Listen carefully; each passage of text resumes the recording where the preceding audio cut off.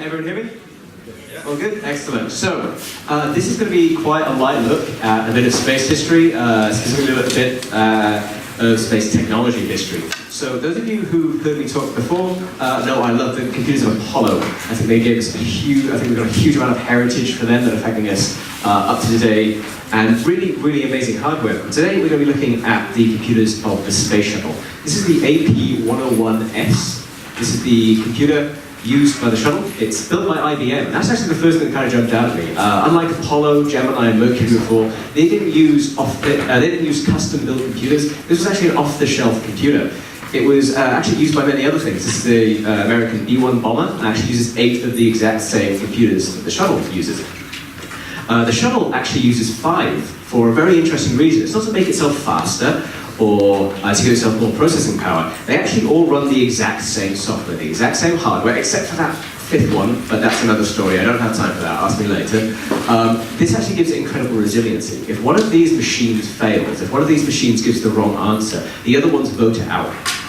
This allows them to continue working through failures. They've actually lost computers to faults during ascent. As they were going uphill towards orbit, they have lost computers and everything has continued perfectly normally. So this is fail-safe, actually.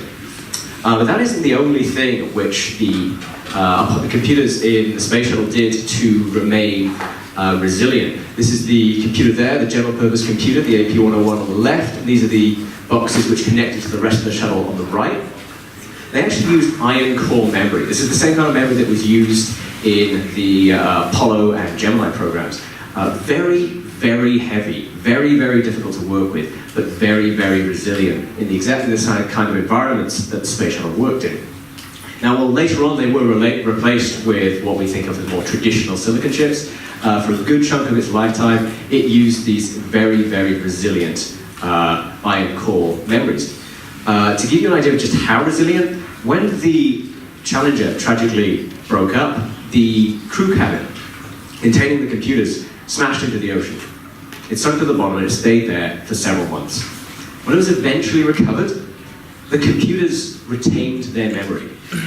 They retained their state. Just for comparison, this is like you writing an email to a friend, getting halfway through it, throwing your laptop into a bath, picking it up in 6 months, and just carrying on as if nothing had changed. That's amazing. And just to really reiterate, this isn't the flight data recorder, the black box that we're all familiar with. These are the actual computers. Really, really incredibly resilient devices. But despite how resilient they are, they're really not that impressive in terms of raw power.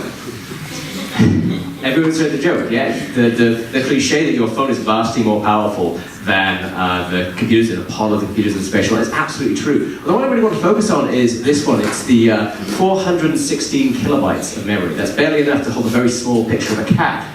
And what it was later upgraded to 1 whole megabyte. This posed a problem throughout the whole shuttle program. See, the shuttle is a really unique vehicle. It's an ascent vehicle, it's an orbiter, it's a descent vehicle, and it's a glider. And you literally can't fit all of the software you need to do those things into that tiny amount of space. So what this means is, at certain points in the mission, the astronauts have to initiate what's called a major mode transition. Well, they switch out one set of software with another set of software.